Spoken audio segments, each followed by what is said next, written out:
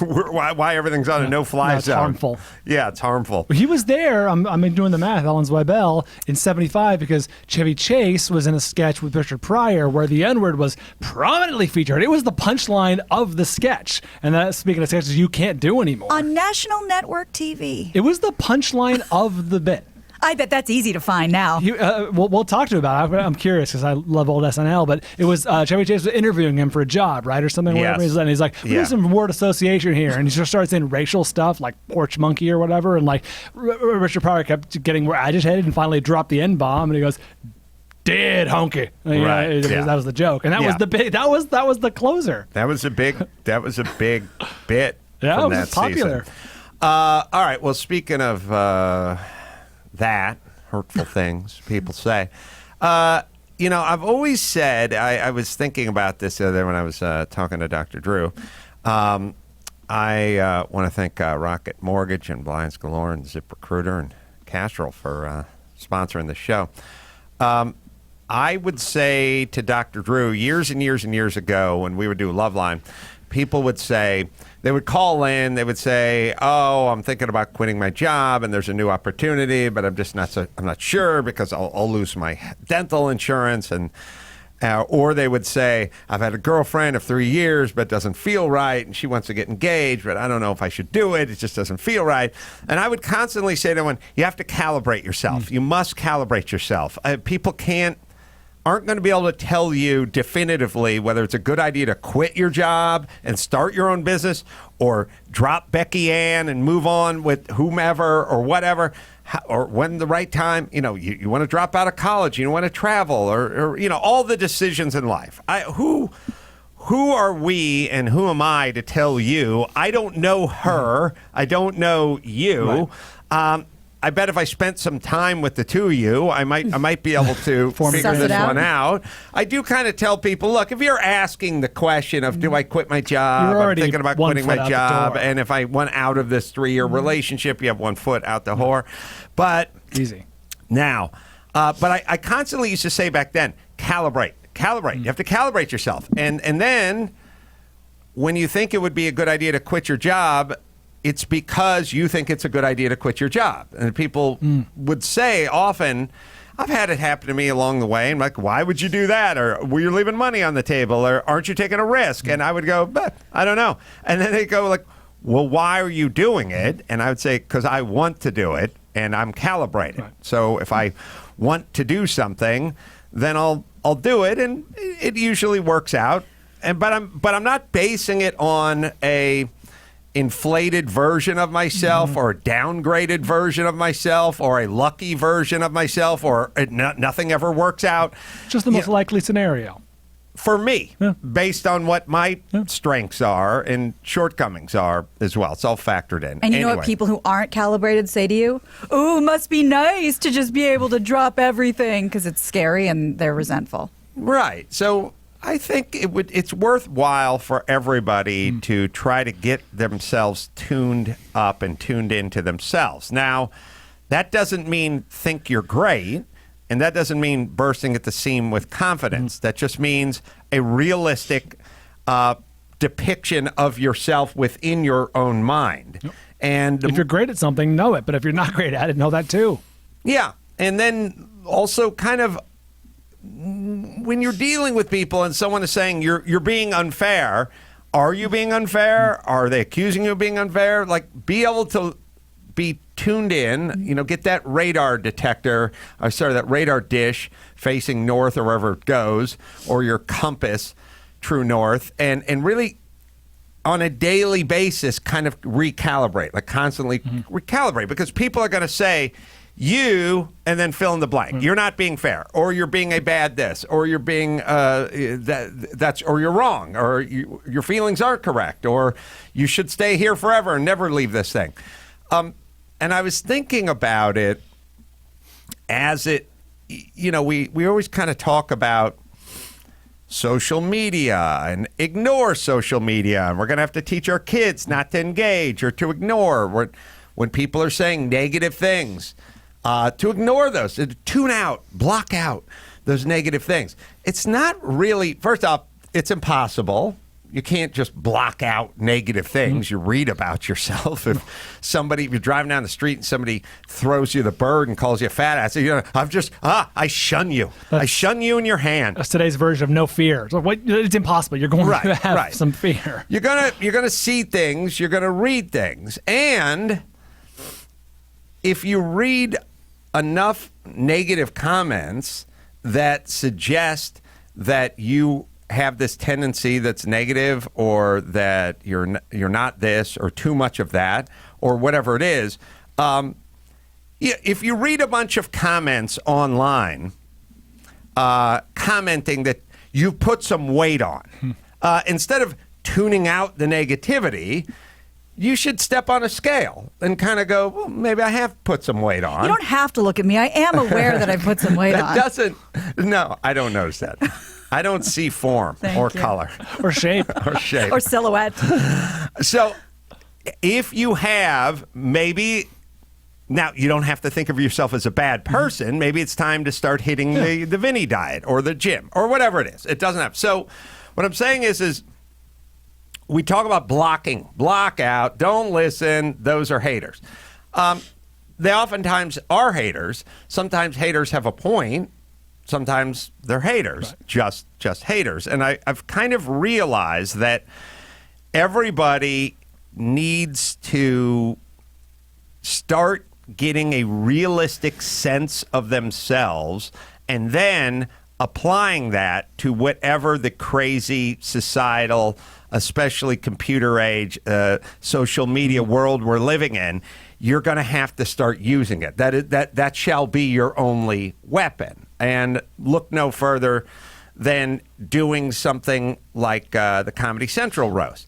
If you do the Comedy Central roast, there'll be plenty of people, and they'll have plenty of opinions. And, so you are dating Jimmy? So you do hate women? Those opinions will be, someone will say, oh, I loved Adam's speech at the end telling all those woke people to shut up or whatever. And you go, okay, thank you. That's nice. Then someone will go like, so-and-so was funny and Nikki Glazer's funny, but Adam Carolla sucked. He was by far the worst. And then you'll think, all right, well, now if I keep reading those and I'm not calibrated, then I may buy into this. Mm-hmm. Or I should definitely look at it and give it some thought. First things first, like, if I just woke up the next morning and started reading these things with no memory of the actual event, I'd think to myself, Jesus Christ, you went up there and laid an egg. But I was there, and the audience was laughing, and Baldwin was laughing. So David was laughing. I have to think to myself, okay, is this an accurate depiction of... Now, what I'm doing is I'm calibrated, so I'm needing to use my calibration. I cannot use their words. Right. On the other hand, some of the things they're saying may be correct, or there may be morsels of truth in there. And I just realized I can look at stuff and go, I'll cop to that. Like, yeah, that's a point. And then other things where, especially when you get into hyperbole, where you go, by far the worst of the night, or whatever it is, you go, okay, that's someone's angry at something else. Right. And by the way, they should calibrate themselves as well, because then they could see more, they could see things more clearly. Yeah. And then also, as we always talk about, when you get into deep hyperbole, people tend to tune out, which ends up happening. But I just thought, in today's day and age, when everyone's just online saying this guy's the worst, or this girl's the worst, or this person's Hitlerian, or white supremacist, or whatever it may be, or the least funny person on the planet, or the dumbest person on the planet, or whatever the negativity is, everybody's going to have to calibrate. They're going to, again, when I read the tweet, like, oh, I feel sorry for Adam's wife and Adam's daughter, I have to calibrate. I have to go, are you a good dad? Are you a good husband? Do you provide? Are you cruel to females, or your wife or your daughter? Like, what is it? Are you kidding me? I'll give it some thought. I'll entertain this notion. But And let's not go too far the other way. Like, hey, I'm the best dad and father in the world. You know, I never claim that. Are you kidding me? So everybody, let's get into a realistic self-calibration, because that is going to be your only weapon out there in this virtual world, especially when versions of what went on or versions of interactions or what people accuse you of, wait till that stuff starts coming around, or you start reading things about yourself or whatever. You're just going to have to be all calibrated. I had a micro version of this last night. The calibration, my own calibration. So I had my comedy class last night, right? And we're getting towards the end. Now we're starting to assemble our best jokes and starting to make a set and stuff like that. And it was my worst night of class. I bombed. I was terrible. I picked the wrong jokes. The jokes I picked didn't even land. It was a disaster. And I know I'm calibrated because I went up in front of Joe Coy and I did okay. The audience laughed. They were polite and it was fine. I know what I can do at this point. It's not a constant catastrophe. No, this was a catastrophe. Yeah. This it was bad. And it calibrated. It's the photo negative what you're talking about, where people are talking shit about you and you're like, well, no, I know I did okay. My classmates who give us feedback were being nice. And they're like, oh, this kind of worked. But I could tell it's like, no, they're stretching. They're really reaching. Right. This is not. Thank you for being polite, but this is not a good night. It doesn't destroy your sense of self to be able to see that. It makes me want to work a lot harder because I'm hosting this thing on Saturday. But it was not a good night. Yeah, and there's going to be bad nights, and part of that is in an attempt to grow, you want to do different new material that you're less familiar with and maybe a little outside of the comfort zone. And yes, you're exactly right. There are other people. There is a calibration, man, where people say, first off, don't listen to what people say. Look for what they do. You know, the second date. Where's the second date? Are you having the second date? But that thing, you know, when the employer goes, yo, look, we love you, we're all big fans, everyone's a big fan, we're just going a different direction away from you. It's like, okay, listen to what they're saying. And now they're saying you're great, everyone's a big fan, we're all big fans. Why are you going a different direction from the guy you're a big fan of? Yeah. That guy's being nice. Mm-hmm. There's so many, I can't tell you, especially in the artist world, like how many, this guy says I should record my records and stuff like that. Well, but he has a recording company. Yeah, his is boutique. He has too many artists that already like me, but he says I should be recorded and I should find someone who's a better fit because he thinks I'm the next Kenny Loggins. And they buy it, but you realize as you're hearing, it's like the person's telling them no. Yeah. The person's telling them no about the second date, about hiring them, about recording them, about working with them. And that person's just hearing a bunch of compliments while the person is getting in their car and driving away. Yeah. They're hearing these compliments. And we all know the people that then they then happily roll them out to me, which is I'm always the wrong guy to do that to. It's like, oh, the guy went to the showcase. He was a big fan. Told me how much he loved the Bob Dylan cover song I did. Big fan. Oh, did you sign with him? No. Well, he's looking. He only has room on his roster for 10. Like he's bringing it back to his executives. He's the president, but he's bringing it back to right. And also like only room for 10 on his roster. Oh, so if the 11th was Cat Stevens, he wouldn't make a little room for an 11th. You know, no, he's going a different direction and blah blah blah. And you're hearing because you're calibrated. It's much more easy to be calibrated on other people's behalf. Yeah, you're hearing that date that didn't go well. You're hearing that job interview that didn't go well. You're hearing the audition. That didn't go well. So they loved you. They think you were the best. Right. So, they think you're perfect for the role. They can't imagine anyone else. So going a different direction. Right. So everyone is super calibrated for everyone else. Get calibrated for yourself too, please. Alan Zweibel is on. Alan. Hello. Test 1 2. Hello. Line 6. Good to speak to you, Alan. Who's this, Adam? Yes, this is Adam. Hey, how you doing, man? I'm doing well. A Field Guide to the Jewish People. It's a book. It's available on Amazon as we speak. Oh, Dave Barry co-wrote this as well with you. As did Adam Mansbach. If you don't know people don't know his name. They know he wrote a children's book a few years ago that sold like a gazillion copies called "Go to Fuck to Sleep." Yes, very popular. Very popular book. Very popular. Yeah. I was just watching you on Curb Your Enthusiasm at the sushi place with Larry David and and laughing because I love that show, and I just love that scene of him kind of explaining. Well, I met Larry, God, in 1974 at the Improv in New York, and we've been best friends since. And I worked a couple of years on that show. Then I moved to New York.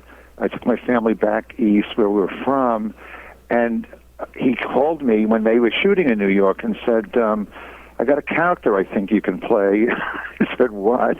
And he said, his name is Duckstein, and I don't want to have lunch with you. I said, fine. Well, and that's exactly what it was. It was like every phone call we've ever had in our lives. It's a funny premise, which is, hey, we're in New York. We should get lunch while we're in New York. And Larry David is, we live in L.A. and we don't get lunch. Like, we both live there full time. And your character's like, yeah, but now we're in New York, so we should go out. And his thing is like, well, why should we go out if we don't when we live in the same town? Well, he's absolutely right. Yes. It's interesting. It's still that thing where, I was in L.A. For the Emmys, and only there for about 36 hours was really whirlwind because this book came out today, and I start shooting a movie I wrote next week. And so it's been really hectic. So for the 36 hours that we were out there, we flew in, went to the Emmys, and came back. There were two people in L.A.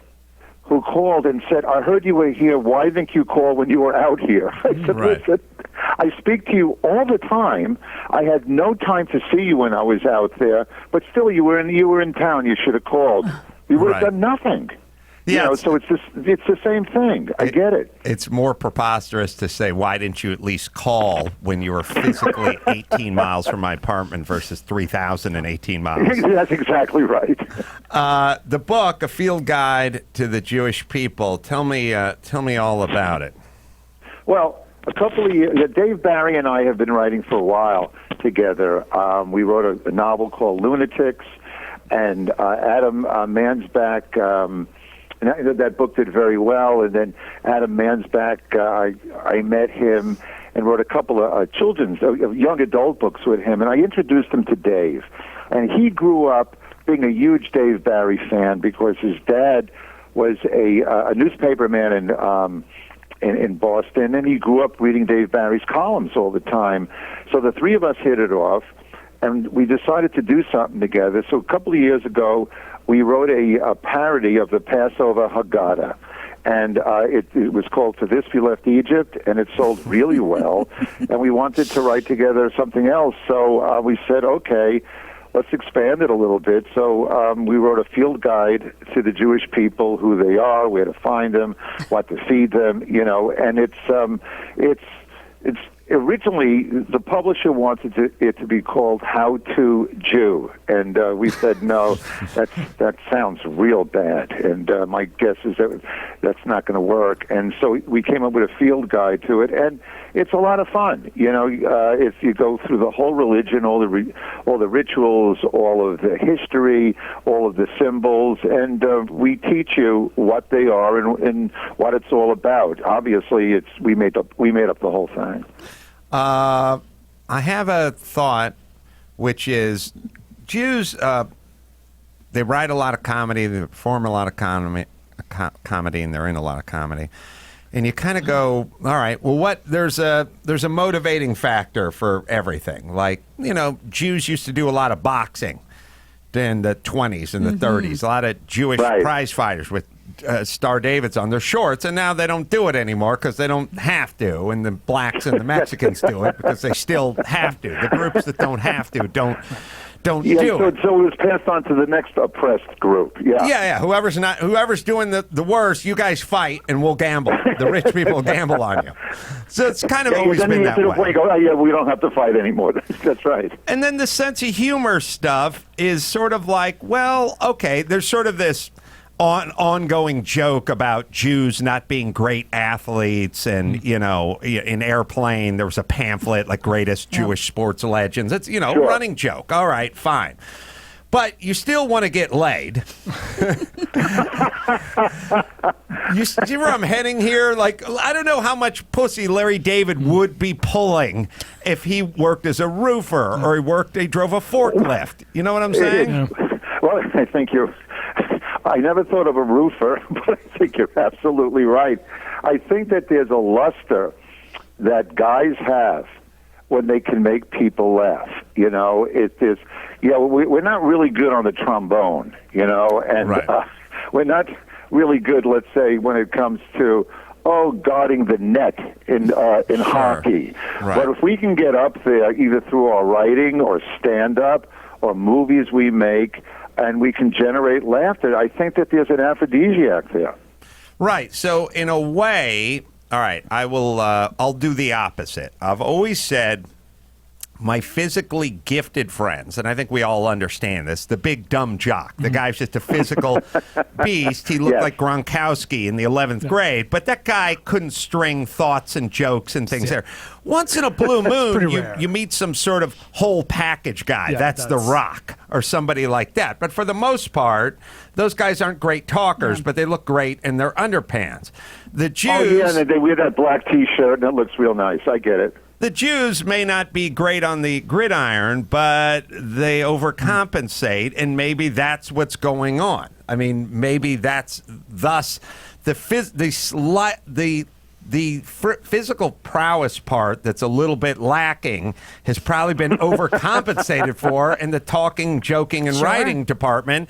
And I don't know if 200 years ago how much that worked, but today, you have to talk your way out of a lot of pogroms. Right.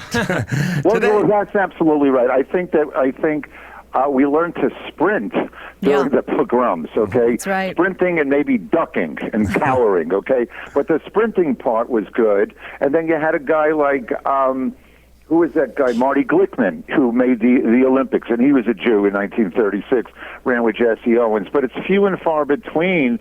I think that most of the athletic things that, prowess that we've had, I think it's been self-defense. I think we learned how to box because other people started beating us up, and we went, wait a second, I'm going to have to hit back sooner or later, you know? But this, so comedically. I think came out of situations. I'm saying it's paying dividends literally in the comedy world. I don't know, the biggest, most sturdiest built people on the planet? Samoans. But also... All right, close your eyes and think about all the great Samoan comedians throughout the centuries. You tell me their names. They'll tell me the next party that you hear the sentence, you know what we need to liven this place up? A couple of Samoans. I don't think you're going to hear that so fast. No, you rarely hear it. So for you, and this movie's coming out, or you're working on the movie. We start shooting next week. Yeah. You get hired on to SNL in what year? 1975. I was there from day one in 1975, and I left when Lorne did the first time in 1980. Is Lorne Michaels? I've never met him. Should we regard him as a genius, as a comedic? Or sort of, I don't know, maybe higher regard than we do have for him. I mean, here that show's going on 50 years or 45 years or whatever it is. Like, it's so many stars, so many famous. What would the comedy world be without SNL? And is Lorne Michaels, how much credit should he get? Adam, it's true. Look, 45 years ago, he hired a bunch of us, and he just said, let's make each other laugh. And if we make each other laugh, we'll put it on television, and I have a pretty good idea that people are going to like it and tell their friends about it.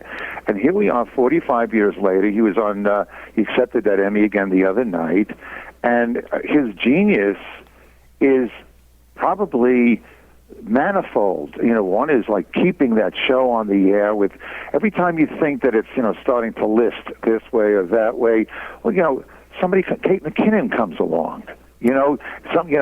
Cicely Strong comes along. These people are real funny. I think part of his genius is his eye for talent. He finds, just when you think, gee, there's no one left or whatever, look who's here now. And he's done that all. Plus, he's kept it all together. I got to say, Kate McKinnon and Cicely Strong, I mean, they're powerhouses. Yeah, Kate McKinnon's an all-timer. Like she's one of the all-time great women. I think Kate McKinnon could have been in any cast in any era. I really do. I mean, she makes me crazy, when I watch what she does. Cicely is great also, and I was watching, it was at the Emmys, there was Fred Armisen. You look around, Seth, everybody came through there. So many people came through there, and, either by way of UCB or Groundlings or, Second City, he finds them. Brian is an aficionado of SNL, and he has a question. I'm a huge fan of classic SNL. I always think of Lorne Michaels as the same kind of genius that Howard Stern is. Like, they're not the funniest guys in the room, but they know the formula. They figured it out for everyone else. They did their thing. They did something so incredibly unique, and it became the way to do it. You know what I mean? Like, there wasn't an SNL. I mean, there was second or National Lampoon, but there wasn't network TV SNL. There wasn't Howard Stern style morning show, and now that's the way it's done. It's like the archetype. Like, that's the genius.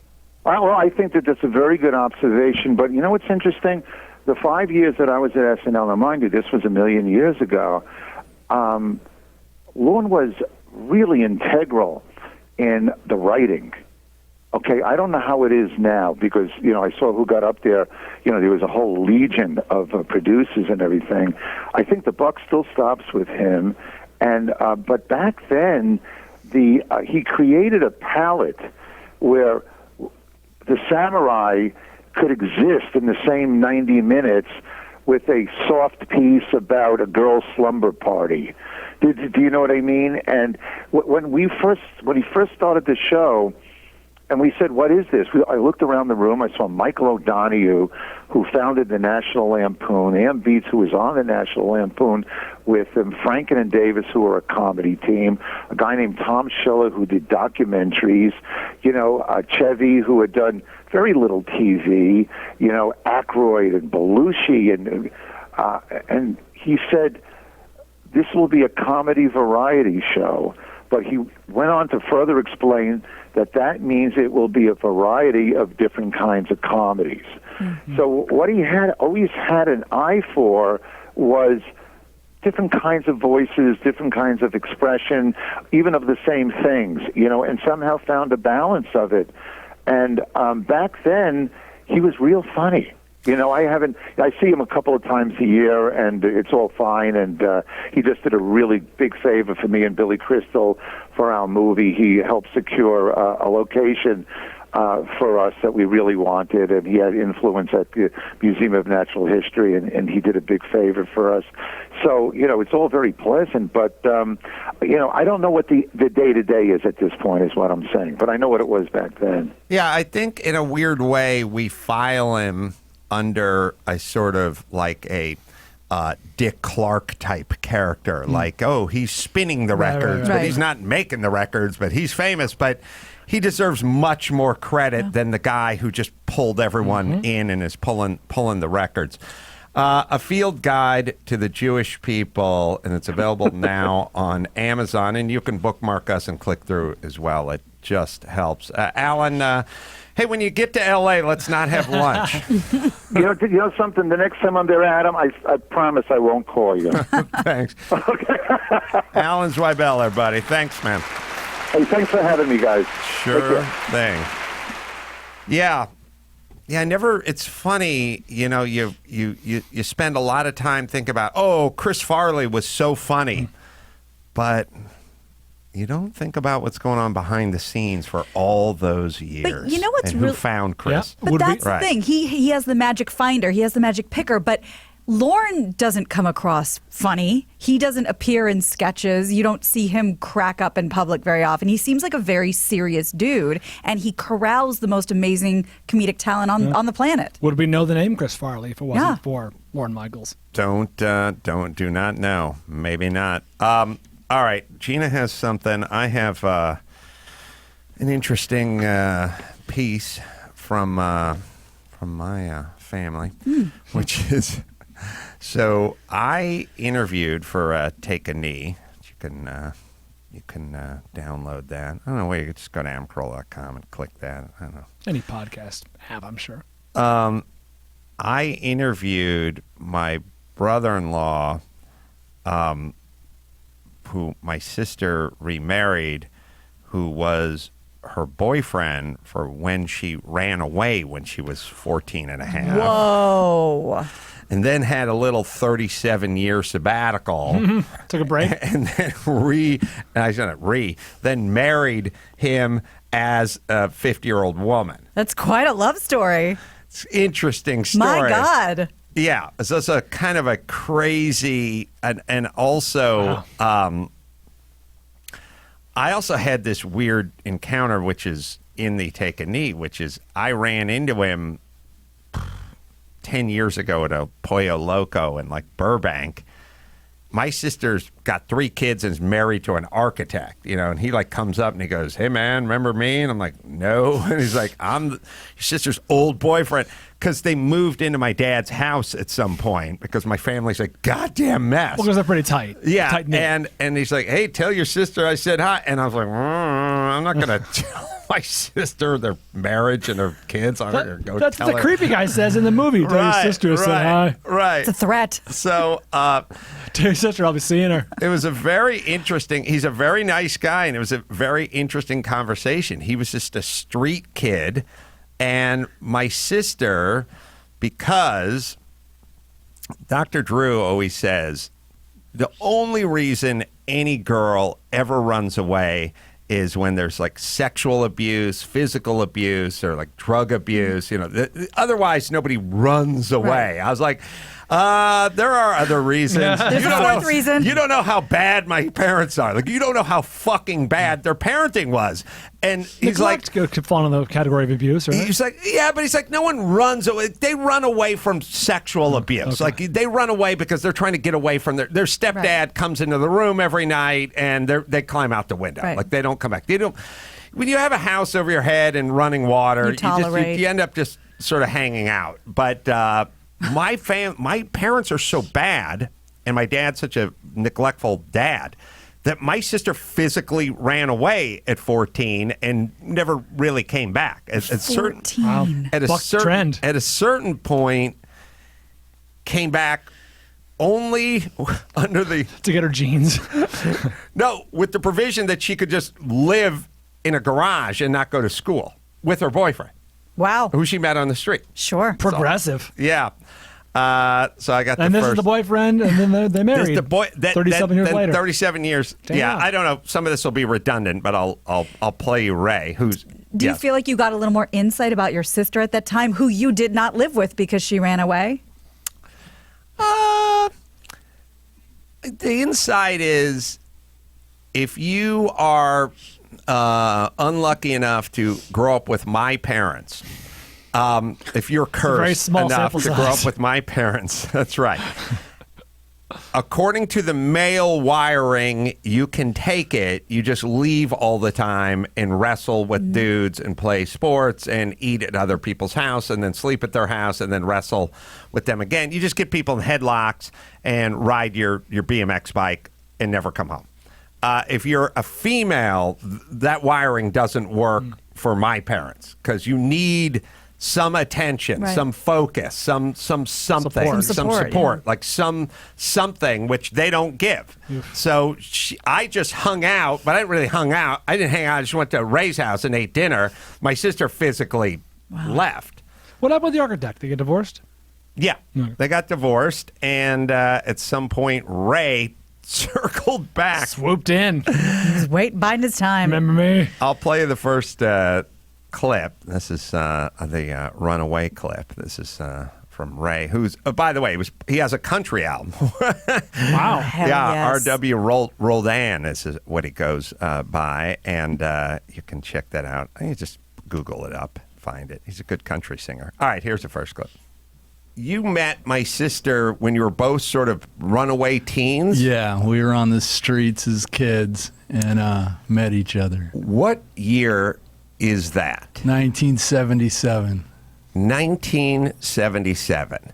You meet my sister. People who listen to me know my sister ran away because, my parents. They're Yeah, horrible. yeah, I And do. so they just, it's funny because laughs and agrees. Dr. Drew would always say the only time a kid runs away is when there's alcohol or abuse or sexual abuse or physical abuse. I go, no, none of that, none of that. And he goes, that's the only time somebody runs away. And I go, you haven't met my parents. Yeah. If you'd spent time with my parents, you'd run away too.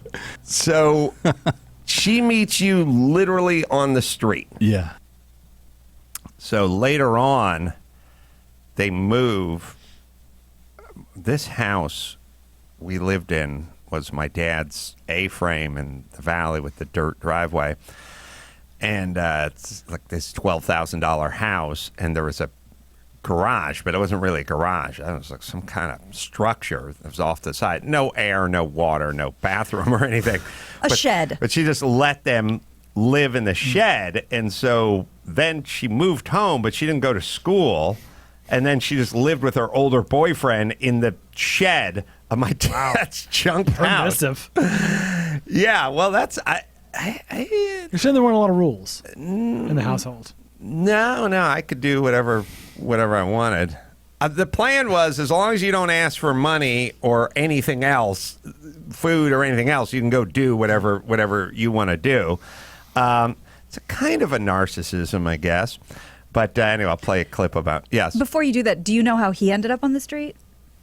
Yeah. Or you get into that, I imagine. I did. He had a little more traditional route, some alcoholism and abuse and that kind of stuff. Okay. And Dad died. Dad was a biker. Dad died on Harley when he was young. You know, just all the stuff.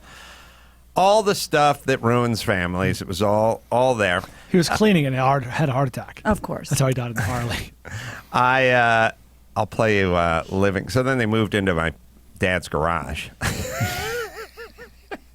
So you guys lived in this garage, but it wasn't even really a garage.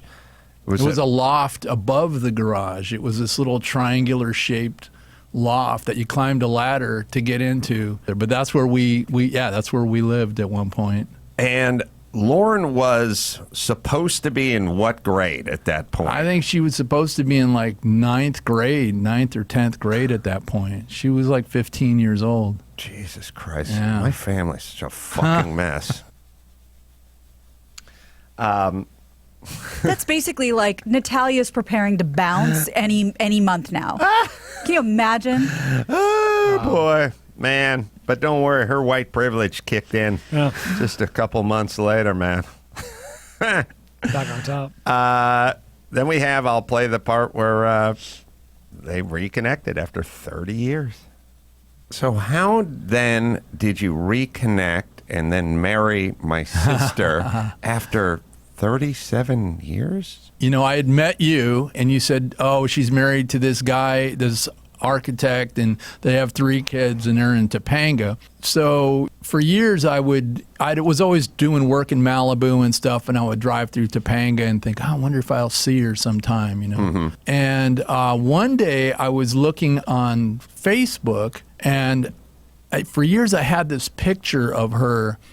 We had been in this picture booth when we were kids, and one of the pictures, she was looking up to the right and kind of looking up, and her eyes are really pretty. You know, I just always remember that picture. But anyhow, she was going to a party, and she had to be on Facebook to get the invitation. So she posted this picture of herself, which was like 37 years later, but the same picture, looking up, you know, and she had taken this selfie. So I write to her. Now, you got to remember back in the day, I had long hair, and I was kind of holy jeans, Mr. Artist.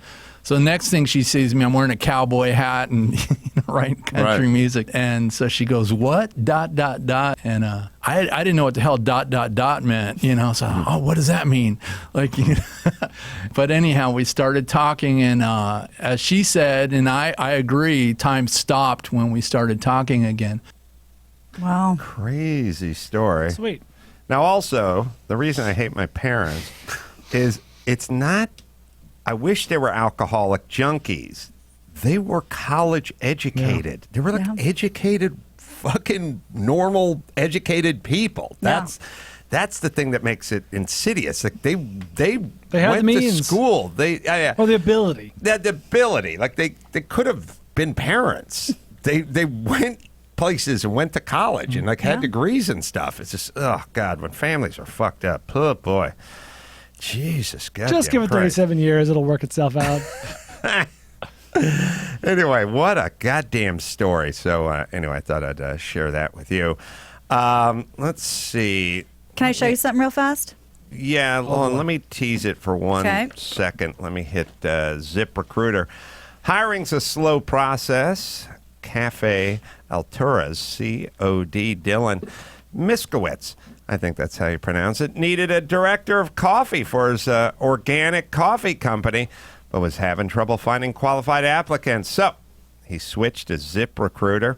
Its technology identified people with the right experience and invites them to apply to your job. Dylan posted his job on ZipRecruiter, used their candidate rating feature to filter applicants so he could focus on the most relevant ones. Found his new director of coffee in just a few days. With results like that, it's no wonder that 4 out of 5 employers who post on ZipRecruiter get a quality candidate within the first day. It's ZipRecruiter, right, Dawson? Sorry, I'm looking it up. I can't find it. I'm going to have to do that in post. Okay, Gina has something to share with us. Also, I lost my wallet. So that's harrowing, and we'll do all that right after this.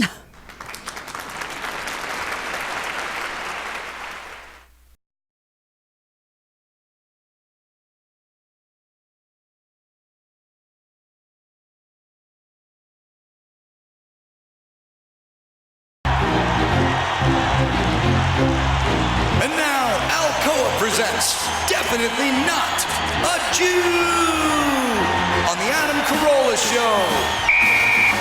Dateline, Jacksonville, Florida. A 36-year-old man was arrested for felony aggravated battery when he stabbed a woman in the head with a fork.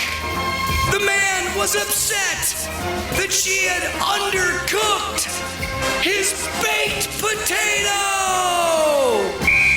Definitely not a Jew! So I was traveling and running all over the place, and we all talked about the saga of going through the airports and in and out of cars and this, that, and the other. And lo and behold, this morning started looking for my wallet, which is a money clip type wallet. And I got the backpack with the 115 pouches in it, so you have to unzip everything and run your hand through it, and then there's another pouch within the pouch, and you just keep running through the pouch. At a certain point, when you get towards the end, but you thought you've gone through every pouch, you got to kind of squeeze it, and you're like, is it in here somewhere? You turn upside down, you flap it around, and then at some point, you'll revisit that backpack. Yep. Then I go, maybe it's in my jeans. So I go through the jeans that I wore. Then I had a shirt, and the shirt had like some pockets with some Velcro and stuff. Like maybe it's a small clip. So it's like, yeah, it could be anywhere. Kind of retracing. You're like a director or a fisherman. Yeah, like I went through the airport. I got through the airport. Let's see. So I'm like kind of retracing. Then I'm like, oh, now keep in mind, I came home at 3:30 in the morning, so I was way out of it. So I could have thrown it on top of a counter, and you know, it's not my normal style, but I was so sleep deprived, and 10 hours of travel. So I start looking in the kitchen. Then I do the move where, wait a minute, I went out the next day. I got in the car. Could be anywhere under the seat of that car. And so it's that thing where you're lifting. By the way, you know you're the laziest person in the world when you're super aggravated, when you have electric seats and you're moving it all the way back. Oh, come on. Oh, come on. And then you start lifting it up so you can go around the back and look at, oh, God, this is taking forever. Oh, the humanity. What pain in the ass. Oh, it's so hot in this 4-car garage. Like, this is taking so long. So I do that. Then I get the flashlight. And I start feeling, because it's black carpet. And it's like a black little thing where the wallet is in. And I'm like feeling under there. And then it's the between the seat move. Now then there's the go to the passenger seat. Maybe you threw it on the passenger seat and it slid off and fell. Go there. Oh, come on. Moving it all the way forward. Lifting it up, like tilting it forward. Going around the back. Then it's in the console. Then you start getting into the double back mode where you're like, I better check that backpack again. Go back to backpack, start flapping it around. Now it's like, oh, there's the sofa where I sort of threw everything, where I was taking everything out of the backpack, and it's got the other junk. It's got some notepads and some buck slips and a pen and stuff like that. Then it's like, could have easily slid behind the pillow and start taking the sofa apart. Then it's like, well, the shirt was in the hamper. Could have thrown it in the hamper, just fell out of the pocket. You know, it's like a money clip. So it's like there are no rules where it couldn't have slipped or slid to or slid in between, you know. Now it's like, take the hamper apart. Then it's like, okay, now go back down to the car, look in the car one more time, and then kind of follow your steps. Like, did you set it in the entry? Did you set it in the entry hallway? There's a little table there. Maybe it was in the drawer. Then I'll go upstairs, look in the kitchen, look at the kitchen counters. So I'm like, I turn the whole house over. I turn the luggage over, and then I get the big. Then you start going super low percentage. Like, I didn't put it in my big carry-on bag, but I'm still going to tear that apart. Got to tear it apart. Toiletry bag. I got to take all the clothes that were in the bag and like shake them out. Every pocket, everything. Okay. Now you're getting into this grim reality, which is wallet gone. Mm-hmm. And you're like, damn. Okay, so maybe it's been like 48 hours. If I left it at the restaurant in Denver, they probably would have contacted somebody at the airport. Or give it to your bank or in the credit card company. So then it's like, oh, God, I just got my driver's license. Damn, I just got my driver's license reissued. I just got it in the mail. Now, also, I'm turning on myself. Like, come on, Corolla, you're always talking about putting stuff in the same place. And I was like, yeah, but I was so tired, and I was traveling. And I was like, yeah, but... Then I was like, okay, you got through the airport. You must have used it to get from Kentucky to Denver. Then when you're in Denver, so maybe it's on a Frontier flight. But if it fell out of your pocket and it was on the ground of the Frontier flight, like on the floor of the plane, then who found it in the plane? And then we got that goddamn raccoon on the tail. Whatever, right. And so I called Matt. I'm like, Matt, bad news. You're going to go to Denver. You're going to have to retrace this whole business of Frontier. You got to contact them. You got to find the pizza place that we sat at in Denver. Then, I don't know, maybe it was in the security. Sometimes they give you that dog bowl and you put your sunglasses and your keys, but you leave your whatever. And Matt goes, oh, yeah, no. Yeah. No, they got your wallet. And I'm like, they do? Oh, yeah, I got an email the other day. Oh. No. Like, I was with you the entire day. That's probably worth mentioning. Entire day. That's the kind of thing you'd want to push ahead. I know Matt does a lot. He's got a lot on his plate, but the lost wallet, that's top priority. I'd say. But I don't know. When did the email... Now, it said the RV, right? That's correct. Right. So here's... I said Matt's got a lot on his plate. He's not doing a lot. He's got a lot on his plate. Here's my part of it, and it's the rhythm. It's the rhythm part. So what happens is I'm shooting throughout Kentucky for days. Nate, because he's a pro, has hired an RV. Okay. It's not a big RV. It's a smallish RV, but it's an RV, and it's following us around to every different location, whatever. And it's damn hot and humid in Kentucky, but he got an RV, and the RV is running, and they run the air. Good. And in Always between thinking. setups, you can go in there, and Mike August can watch a little college football with spotty reception. It's something. And I had taking my phone and like my earbuds and other personal artifacts and leaving them in the RV. And the RV would follow us around, and then when we were done with the day's shoot, I'd go into the RV, collect all my stuff. But we ended up at the Bourbon and Beyond Festival, and we could only get passes for like 2 cars to get to the backstage ZZ Top area. RV not permitted. Oh. But doesn't matter. They had a whole air-conditioned room with whatever, like a camper thing back there where the bands could hang out, whatever. So we ended up back there with all the stuff. And then when it came time to go to the airport, Nate was like, I'll drive you guys to the airport. And we just jumped in the rental car and took off. So there wasn't the RV, and I never went by the RV for the last sweep. But So how did you get through security? I had my passport with me because I had been traveling with my passport. Smart. And when I was leaving LA, I think Mike commented like, well, you don't need your passport anymore. And I said, this license I just got in the mail like 2 days ago. I don't fully trust it. I'm going to could go throw wrong. my passport in as well. And then when I got to the airport, as I now think back on it, I unzipped my thing, looked in the pouch, and was like, where is my, I'll just use, here, you look at this. And I moved on. When did you get the email, Matt? Well, before I answer that, let me again just say how insanely sorry I am. And I know how stressful it is to lose something valuable, and I know how valuable your time is. So again, I only deepest and tore most apart my sincere sofa apologies. twice and blamed myself the entire time. But Window of negligence. Yeah. Yeah, that's a fine usage of the drop. Thank you, Brian. Having said all that, it came in 9:15 yesterday morning. I blew it. I just blew it. we spent the I entire always day here. I flag the emails, I write it down, and for some reason neither thing happened. Not Usually to be double check it. kind of fair to everybody, I probably should have been included on that first email, right? Like, I get they went like, hey, assistant, we got your boss's Oh yeah, who wallet. emailed you? Who emailed you? I don't like to throw other employees, let alone people I work for, under the bus, Brian. Oh, I'm just trying to put together. Was it sorry. Nate? Oh, wait. Who found the wallet?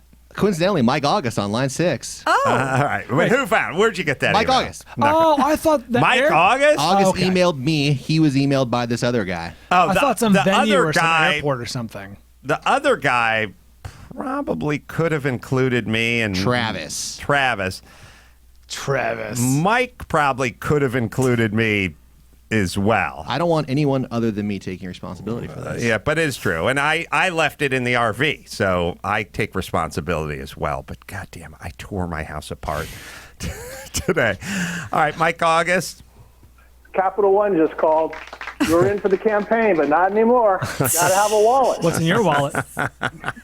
What's in my wallet? No, I'm literally asking, what's in my wallet? Mike, you know I'm a comedian, right? Mike is here to defend his airport etiquette. Now, Oh, no, not my etiquette. I know. I'm here Lack to defend of. my joking. I But know. I told that guy. I know, because it was said that Mike told the guy to go get a tattoo. It seemed out of context for me because I was looking at a guy with short sleeves Right. and No visible. visibly No no ink. tattoos. But Mike, you're here to first recreate the situation that happened at 12:22 in Denver on Sunday night. The ugliness. After a 3-hour layover, we show up to board the plane finally. It's like, 15 minutes before the plane leaves. And there's two sets of lines. There's like a line going to the left all the way down, which I guess we figured out were the Zone 1 folks. And then there was everybody else. And so we're just walking up going, oh, man, if we got to get to the end of this line, our bags are not going to be anywhere near us when we get out in L.A. What are we going to do? We're just literally just waiting maybe to talk to somebody. And as we're just waiting there at the top of the line, this dude basically says, hey, gentlemen, back of the line's over there, right? Which, it's the last thing I want to hear. And I had seen this guy, I don't know how I'd seen him earlier, but he had like a sleeve of tattoos inside his right arm. Really bad tattooing. Like, this guy's like in his late 50s. It's like 30-year-old tattoos. They're all disjointed and weird. So I'm like, hey, you know what? You don't know what we're doing. Don't accuse us. Mind your own business, is what I told him. And he wouldn't stop. So I finally just said, well, why don't you just go sleeve your other arm? Get another tattoo. And he shut right up, right? That was the best part. That was it. He was done. No, don't reference my tattoos. That's my kryptonite. You got me. Okay. So I'm sitting there looking at the guy. I see no tattoos on him. Right. So I just hear Mike going, go get another tattoo. Go sleeve your arm. Well, And the first set worked out so well. Spend your time doing something constructive. But Leave you us alone. spotted his tattoos before he was in line, like somewhere else, right? You also didn't reference, I took another shot at him. So we waited out. So, of course, they finally start loading the Zone 1 guys to our left. The line starts moving in. As soon as they do it, a bunch of people on the other side just jam into the Zone 1 line. And I don't know if they're Zone 1 or Zone None, but they're now going in front of us and cutting in front of this guy. Right? They're like zippering in. And I'm yelling at him, hey, you going to police this or what? Come on, people are getting on the plane. He didn't even turn around. Jerk. Yeah. Mike, Just us. remember when you fought that guy on the freeway off-ramp? That's my favorite Every day story. I think about that. Do you ever figure out if he was homeless or just crazy and walking the freeway off-ramp? Aren't they all just crazy and homeless at the same time? It's not mutually exclusive. Remember the If time you're crazy, you're homeless. If you're homeless, you're crazy. That time that guy sideswiped you and then took off and you followed him in your car and pulled him out of his car and got him in a headlock? I was named Citizen of the Month for that caper. Were you?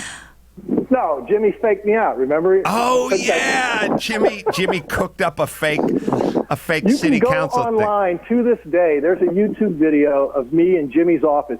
It's well over like 30,000 views now of Jimmy literally setting me up on the Citizen of the Year in Burbank. I got sideswiped by a drunk driver. I pulled him over. I called the cops. I held him down. The cops came, and then I get a letter from the Burbank mayor's office saying, "Hey, for your brave actions, we're going to give you a Citizen of the Month award. Show up at the mayor's office on Tuesday to get your award." And I'm like, oh, okay, great. And it was a letter with the seal of the Burbank mayor on it and everything. And then it was supposed to be a week later that I'm supposed to show up. And so like on Friday, I hadn't heard anything about specifics. What do you do? What time? What do you wear? Is there photos? So I called the number on the letterhead, which was Jimmy's son, Kevin's cell phone. When they faked the letter, they also faked the phone number, and Kevin was supposed to realize that I'd be calling and was supposed to answer Burbank mayor's office. But he got caught off guard and just said hello, and I knew his voice. Right? So then he calls Jimmy and goes, "It's over. You got me. I screwed up." So Jimmy was going to be there with a camera crew to watch me get embarrassed because there would be no Burbank mayor award, but it all got bungled. taken down by the phone. Yeah, I remember being in Jimmy's office when we were talking about it. And it was all so good. It was perfect. And for me, it would have worked perfectly because I had another friend of mine get Santa Monica Citizen of the Year for thwarting a rape, holding a guy in a headlock. Like, it made sense. Yeah, it did make sense to me. I thought, okay, yeah, that's what we do, right? Yeah, not in Burbank, not anymore. It's so crazy. The cops told me when I did it, it's like, you were crazy to do that. You don't know who this guy is. He could be a gangbanger. He could have called other gangbangers. You should never do this. You don't know me very well. That's the thing. Brian, you've known Mike August for a lot of years. I've known Mike August for a lot of years. I get it, and I can wrap my head around it, and I know that this story is true. But can you see him, like, losing his cool and, like, beating the shit out of somebody? You're so nice, Mike. Yeah. Except when my flip gets switched. I'm very nice until I reach that threshold and you flip it. I'm not nice anymore. I gotta see that. I get really angry. Yeah, he's particularly when it's uncalled for. Uncalled for stuff really makes, like that guy the other night was so uncalled for. Well, he did that for himself, you know. It's if you ever hear Swayze's stirring speech in Roadhouse, where he explains to everyone, "Be nice, be polite, be nice until it's time to not be nice." Right. That's right. That's the words that drive Mike August. All right, Mike, I'll see you on the road. I live by. Yeah, thanks, buddy. Hey, Mike, he's talking about you fuck ass. Mike August fighting people on the street. So great. And by the way, don't mistake Mike's sort of frontier justice with being angry or even mean or scary. Oh, he's a low resting pulse. He just I have the exact same mentality he has from many, many years of playing football. Like, physical confrontation does not bother you. If you play football your entire life, you don't mind wrestling with guys. That's kind of what you do, what you did. And Mike thing is sort of like, you punch my car, then I'm going to get out of the car and punch you. But it's not I'm going to personal. Yeah, it's not an anger. It's like most every fight I got into was not anger based. It was just that's what we're going to do now because of this situation. And Mike doesn't really raise his voice. He just tells him to shut up, or he gets out of his car and gets him in a headlock. I'm thinking of the clip we played. Remember when there was that weird incident where the guy in Napa with the gun and he killed the guy and blah, blah, blah. Oh, that's right. We had August talking to him on the phone, and he was not happy. His voice was raised. Remember there was a secret recording of August, on the phone? Yeah, Mike was calling the guy a thief. A liar. And a liar. All right, Gina has something Just in a her little good news. purse. First, let me hit Castrol Edge. You can tweet us at Adam Carolla Show with the hashtag Castrol Challenge with your questions for Castrol Challenge, brought to you by Castrol Edge, formulated with fluid titanium technology, reduces friction, maximizes engine performance 3 times stronger. 3 times, fool! Than leading full synthetics. You got a question, Max Pata? Yes, I do. Sean on Twitter wants to know hashtag Castrol Challenge. What are your thoughts on start-stop ignitions? Just bought a new VW gas-powered engine. Takes some getting used to. Yeah, I did a lot on this on CarCast this week. It turns out it saves a lot of fuel. It doesn't. I wish it didn't. It drives me nuts. I've disengaged mine in my car just by pulling a. You can pull a fuse and figure it out. Does that mean when you're stopped, the engine stops? Yes. And then it starts and then it stops, and they haven't quite really worked it out. Probably some cars better than others, but it affects, like if you have a radar detector, it'll kick off and then kick back on and stuff like that. It's kind of a pain in the ass. And for people like me that have plenty of money but not so much time, I'd rather just waste the X amount of gas a year and just have it run while I'm sitting at the stoplight with all the electronics on and the radar detector and so on and so forth. We looked it up. It saves about 10%, although that sounds like too much, but that's what they say. And it adds up. You can disengage it with a button that's in the car on most cars, but then the next time you get in the car, it just re-engages again. The button doesn't sort of hold, so to speak. So if you pull the fuse on it, that'll work as well. All right. Mine has a deactivation button, like a toggle button. You know what I mean? It goes on and off. But stays off? Yeah, you can do it. Well, I mean, it'll reset every time you turn the car off. Yeah, every that's what I'm saying. Oh, yeah. You shut it off, but then it starts again when you get in the car. Yeah. You make that choice every time. Right. You have to do it every time. It's an opt-in, every time. Yeah, I mean, it's good if you're going to be, but most of the time you're in your car, it's like less than half an hour, and then you get in your car, you go to the Trader Joe's, you get back on, it's on again. You know what I mean? So I wish it was a toggle, in which case you could just like flip it and lock it and leave it, but now you got to grab for the fuse. What do you got in your purse, Gina Grab? Well, just a little something. I did hear rumor when I said I was going to do this that there were some naysayers that said I wasn't, that I wouldn't do it, I wouldn't be able to do it. And it was just, I'm a little sentimental. And we had a harrowing experience through the airport, and everything took longer and was more miserable than it should have been. But because I really, really loved it and she worked so hard, I did bring back in one piece, as best as I could, the piece is falling out of it. The cake topper. That's still most of us. That's as best as I could do. And I think you just lost your double amputee now, Adam. That's fine. It's amazing, Gina. We'll That's take a picture. Great. We'll make sure we take a I nice hand carried that back from Kentucky. color picture of that, and we'll post it up at adamcarolla.com. And thank you, Gina Grab. Thank you for being thoughtful.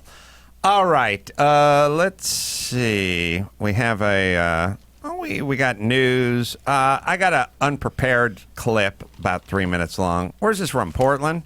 Yep, this is Portland.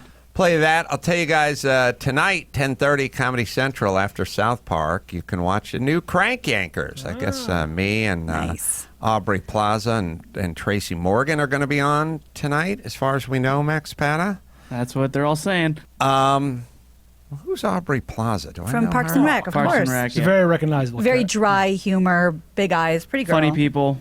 Oh, okay. Oh, yes. Know her now. Now I know her. Yes, know her well. All right. It's officially too many ensemble casts now. All right. I'll play a clip from Crank Yankers. No. Portland. Sorry. From Portland. Unprepared. So I was going to say I'm a single gal, and this is You're single. Yeah. right up my alley. The word is vibrators. Vibrators. Yeah. So a tip to the fellas. Like, if the fellas ever want to fucking bust out the vibrator with the lady, do not announce it at brunch. It doesn't work. Like, do not be sitting at the old spaghetti factory and fucking put it on the table. Tonight, when you're done with that Bloody Mary, oh man, we're gonna work you like a sock puppet with this fucking bad boy. Don't do that. Don't have a discussion about it. Don't pontificate. Don't get anything in writing. You want to use that vibrator on your lady, you got to fucking hide it. You got to put it between the mattress and the box spring. Don't say shit. Get a few drinks in her. Get a little busy. And at some point, pop that thing out and fire it up. And don't use the Duracell. She'll fucking lose a filling. You gotta go with the lower grade battery. She'll be stuttering for a month. I like the remote ones. I like the idea that the folks can control it from but it'd be a little confusing. Like you're sitting there, I don't know, what do? You give it to your man? Like give the remote to your man and he gets drunk and he's like, why isn't the garage door opening? Fucking wife's upstairs sitting in a pool of her own shit. Fucking spilled her wine cooler all over herself.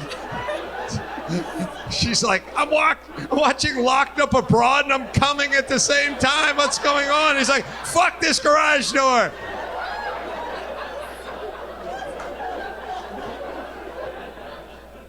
Do you name your vibrator? No, you don't name it?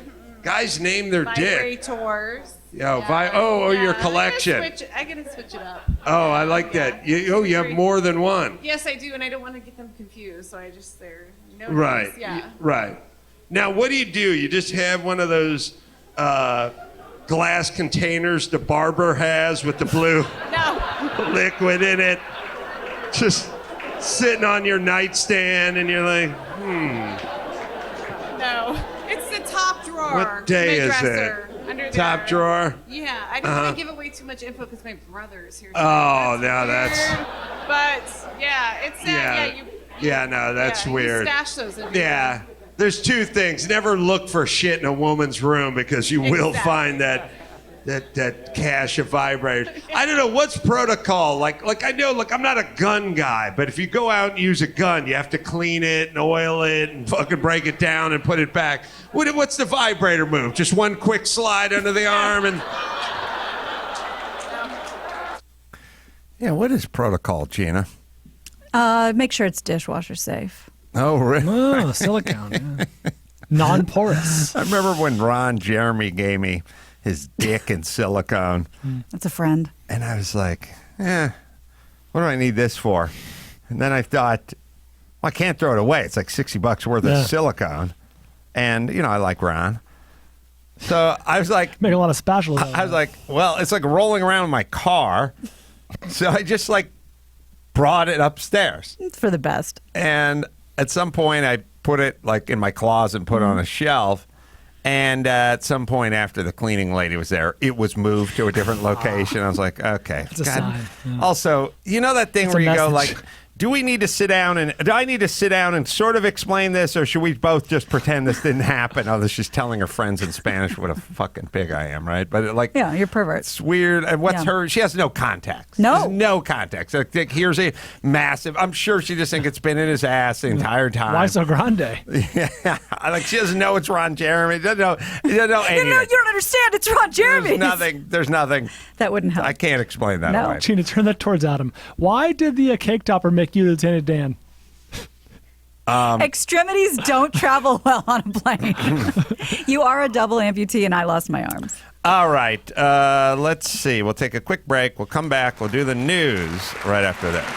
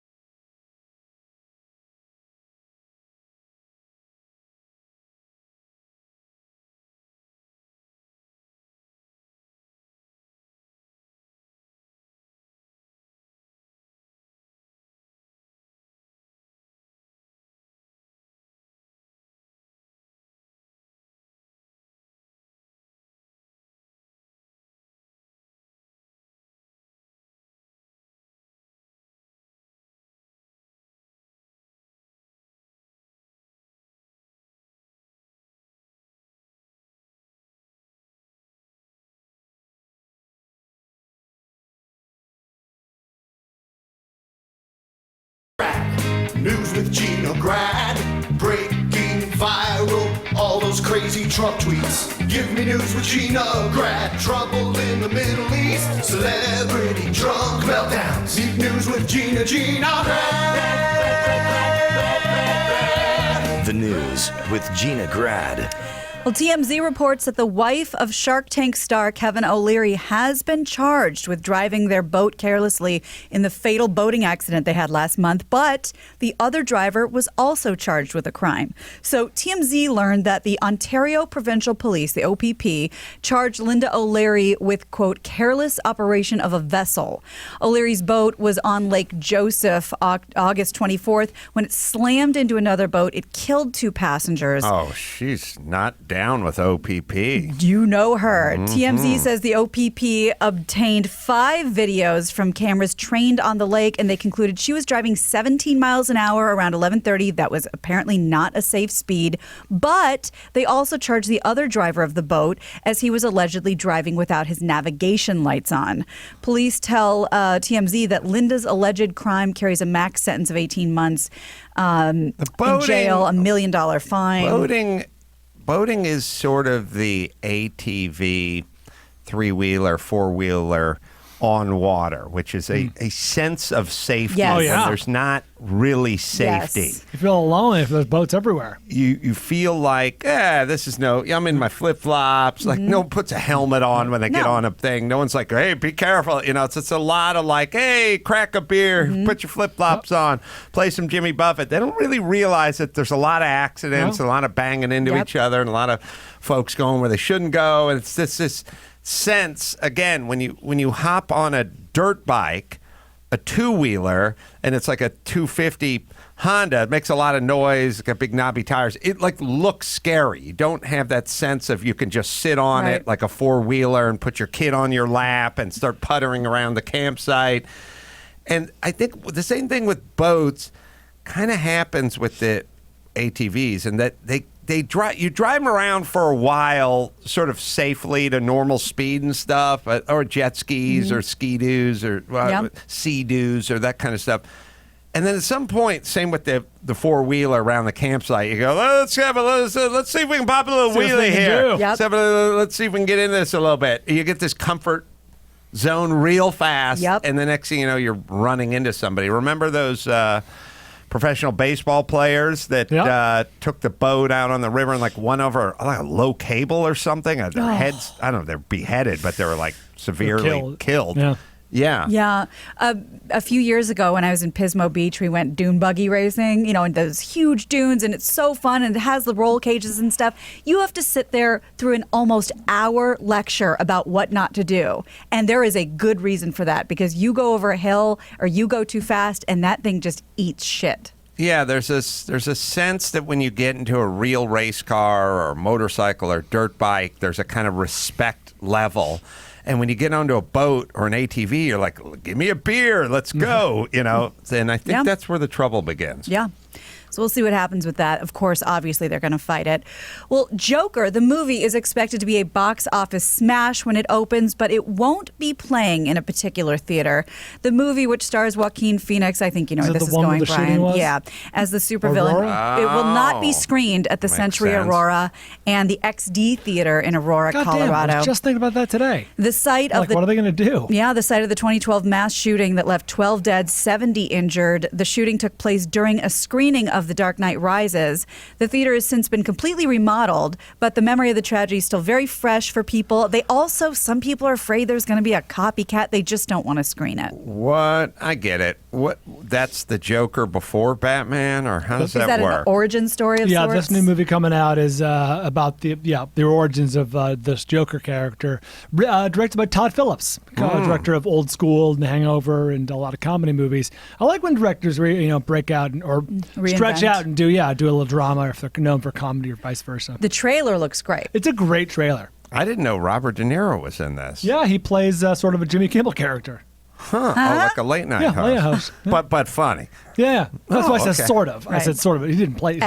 He's not playing Jay Kimmel. Let's say Mark Maron at the bottom. I did not see that, and I'm trying to think of who else. I'm pretty down with this. It's a sharp-looking trailer, and I'm down to see anything that Joaquin Phoenix does. It looks interesting. I was looking on Rotten Tomatoes maybe earlier today. I think it was at like 76 or something. Not bad, but I thought it was may have been higher. I know I was expecting something off the charts, but it was 76. A little lower. I thought the critics love this kind of stuff. Be curious. Now this would be curious. This kind of film that I think critics normally like, and 76 certainly isn't low. But there's a lot of superhero stuff that's in the 90s now. So prediction, Brian, where do the people come down on this? You haven't seen it, obviously. I've no way to know. My hunch is that they'll be lower because this is not the Marvel. This is not going to be the Marvel shoot 'em up, big bang action movie they're all used to. This is going to be a dark and gritty and more of a Logan type, depressing. But not even that action packed. But it'll be kind of depressing, dark look at society. You know what society has created. So I could see this being lower amongst the people. All right, let me hit. One of the reviews is it's not bad, and that one counted as a fresh review. Oh, it's kind of weird because at some point somebody has to decipher, because anyone who's done this or been reviewed, like I've gotten reviews where they've been like, I liked it okay, it mostly worked, I just didn't like the end, and then they'll go negative, and you're like, who decided on that? Like they said it was fair to middling or good enough or whatever. Yeah, some human at some point has to go, which box is that going into? All right, Casserole Edge, you want a chance to win a trip to Vegas and meet me? Head to your local AutoZone and enter automatically with the purchase of Casserole. You can pick up 5 quarts of Casserole Edge motor oil and an STP extended life oil filter for just $33.99. And use your AutoZone rewards to be automatically entered to win. It is a 3-day, 2-night trip to Vegas to meet me and hang out and do other things as well. Right, Dawson? No purchase necessary to enter to win. Open to residents of the 50 United States, District of Columbia, and Puerto Rico. Must be 18 years or older. Sweepstakes valid out September 24th through October 21st. Void where prohibited. See your local AutoZone store for more details. What else we got, Gina Grant? Well, speaking of all that, Jonah Hill might be facing off against Robert Pattinson's Batman on the big screen. Variety reports that the actor is in talks to join Pattinson's first turn as the superhero in The Batman. The outlet claims Hill is being eyed for a secret role. Sources tell them it's possibly for a villain. If he's not the Penguin, all bets are off. Along with Hill, Variety reports Westworld's Jeffrey Wright is in talks to join the movie as Commissioner Gordon, last played by Gary Oldman, of course, in the Christopher Nolan trilogy. But he's lost a lot of weight, Ryan. Jonah Hill. He can put it on and off. Yeah. Yeah, he does yo-yo a little bit. In Wolf of Wall Street, he was pretty pudgy, right? Yeah. Yeah, and in God, whatever that movie was, an arms dealer. Oh yeah, Lords of War. War Dogs. Well, yeah, underrated. It was kind of fun film. I think he'd put it back on for that. I think he's got no problem with that. Well, with Halloween only about a month away, new costume ideas are coming out, some worse than others. I pulled 3 that have been in the headlines and would love to get your take. Who's on the Mount Rushmore of lost and gained more weight if you, not in one sitting or one outing, like the perennial all-stars Oprah. Sure. Right? You got your Marlon Brando, you got your Oprah. It's collective. Yeah, Marlon Brando was thin, and then he got fat. Oh, you got to go back down way. again. Gotcha. And you drop 30, we'll add 30 to your total. You go back up, you drop 30 again, now you're at 60. Are we talking like De Niro? Because like De Niro. No, De Niro did it once. Or 1.5 times, or whatever. Okay. It's a whole collection. No, he did Al Capone, for the Untouchables. Oh, you can pick him. I think you're better off with like a Vince Vaughn, who's put on some, or Jon Favreau or something. Okay. Now John's just big. But I mean, John has been big. John's been fit. Vince Vaughn's been up. Vince Vaughn's been down. I feel like I'm going to have to convince you of this, but Christian Bale is on that Mount Rushmore. He went for The Machinist. He went all the way down. He went the extreme the other way. Batman, he went up to big and buff. For American Psycho, big and buff. He went fat for the Vice. You know what I mean? And for American Hustle. He is all over the place. I agree. But I'm wondering if the ones who do it are the quiet ones who just sort of do it in their life. Well, you know what I mean? Like they Oh. just kind of go up 20 pounds and then they get fit to make a movie and they drop the Interesting. 20 and then they go back up to their playing weight again. Like Favreau's did that for about a decade where he just kind of, he wasn't gaining weight for a role or He even just really got losing big. weight for a role. He just would get big Yeah. and then we get down. Trying to think. Let's not forget the unsung heroes, like your Kirstie Alleys and your spokesman for Jenny Craig's and Weight Watchers. I don't feel like they just go up, stay up for a while, drop down for a few bucks, and then go back up again. This is like a constant, like Jonah Hill. And again, like a dude like Vince Vaughn can carry 240 pounds. Right. He's like a big dude.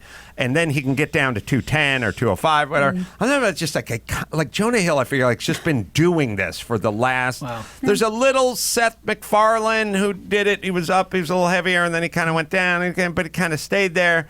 Let's trying to think of who went up and down. And I think the winners are going to be the guys who go up and down 25 pounds 25 Right. times. You know what I mean? Versus the big roll and down. But Jonah I think is, Christian Bale might be the one to beat on is the in male there. side. Oprah, of course, is the big paradigm. yeah, but I don't see. I don't feel like Christian does it for his roles. Oh, you're saying just as a lifestyle? I'm just talking about like how many times, how much you've been up 10 and down 10 and up 10 and down 10. What about athletes? What about baseball players? I'll put them in there, but they usually just get fat. They're fit and then they done with it. retire and they get fat and they don't yo-yo as much. Okay. Christian definitely for the acting role. Right. Well, I did pull some Halloween costumes that you'll. But I'll ask him on the first when we're chilling Boy, over at the Ferrari. Peterson. Yeah, that's right. A couple of costumes that are going to be seen, whether you like them or not. The first one, the Beyond Burger costume. That's for women. It's a skin-tight dress that looks like a burger, but it has a little headband on top that says plant-based. That's how you That's know not it's a a costume. Beyond That's not a Burger. Not a costume. Number two, then you're going to hate this one. You familiar with White Claw? That's No. that Taking the nation by storm. spiked sparkling water. It's like a LaCroix, but you get drunk. Oh, that, right. Those are being sold as costumes when they look just like a simple skin-tight dress. They come in 4 flavors Why is White Claw so popular? It's just vodka soda. because it's so basic, bitch. And there's so many basic bitches. Because everyone wants to lose weight and everyone wants to get drunk. Right, but it's That's just vodka true. soda. I know. That's what I'm saying. I know. And finally, the most disturbing costume any of us are going to see this year. Sexy Mr. Rogers. This is a girl in a tiny little red cardigan crop top with I'm that okay with little that. stripper tie. No, She looks hot, but stripper tie and collar, hot pants. listen. You guys tell me. If you have to add accoutrements to sell your costume, then that's a bad costume. Like if you King see Friday and Daniel Tiger. Yeah, she's got the tiger puppet and King Friday puppet. I But like those accessories. No, you like them, but if you just walked into the party as is, Minus the accessories. yeah, like I don't know who you are. Sexy school teacher? I don't know what that is. Slutty librarian. You look hot, but this is not doing it. Yeah, but isn't there, like, I don't know, maybe it's just because I got a 4-year-old in the house now, but there's something about that girl holding those puppets that really is nightmare fuel. It's not And cool to something mix else those fuel. together. And something else. fuel. Okay. Yeah, no, Y'all can look forward to she's that. pretty. What we're looking at, but Very. again, it's not Mr. She looks Mr. like Yasmin Rogers Bleeth. didn't wear hot pants No, he did not. and a Rarely. crop shirt. There was that one Almost lost never. episode. Right. Well, Miley Cyrus's iHeartRadio set in Vegas nearly took a dark turn due to a lot of cops trying to thwart a guy who was trying to get her pregnant. According to him, law enforcement sources told TMZ that cops were called to T-Mobile Arena Saturday after Miley's security team noticed 42-year-old David Rumsey in the audience. Apparently, Rumsey was on their watch list because he'd allegedly made previous threats against Miley. Sources say he told Miley's team, quote, "It's my life's mission to impregnate Miley." TMZ has told the gut, no, Brian. Also claimed he was going to raise Michael Jackson and Prince from the dead so they could party with him and Miley together. After being detained by Miley's security team, Rumsey was arrested and booked into Clark County Jail on a felony charge of making threats. He's still in custody. I don't know if you guys are with me on this, but I'm not attracted to this sort of wild girl. Like like her thing, like she was always sticking her tongue out and doing like the devil horns and stuff. It always feels, I don't know, unattractive to me. I file it under tattoos or like too many tattoos. Does it or- feel forced? it kind of feels a little forced. It's also kind of the opposite of femininity. Like, it feels like, oh, I'm dating a teenage dude. Like, this dude's wild. Like, it I don't know, aggressive or something. Yeah, it always, it Feel feels like I'm submissive. Yes, quiet. Yes. More of a geisha. I do. I there's like, it's like nose piercings, the hoop in the nose. I'm always kind of like, I don't find that attractive. Yeah. The hoop in the lip, the stud in the tongue, although, you know, that's ringing the dinner bell for the BJs. But You don't like the Harley Quinns. I always felt like tats and aggressive piercings and stuff. It fell under the, I don't know, it's sort of like big nails, and she doesn't do big nails, but I just mean she has this kind of wild child thing, and I don't find it attractive. That's going to break her heart. I'm sure she's going to be bad news, Miley. She's going to be devastated. Yeah. On the other hand, who do we like from Austin Powers with the English accent? Liz Hurley? Like a Liz Hurley. That's much more my speed. But she's the picture of femininity. Because we got to update your reference. Snapping stuff onto you or getting inked up or something like that. It just doesn't. I just feel like every once in a while, you ever see a Corvette, like a mid 90s or early 2000s Corvette, right?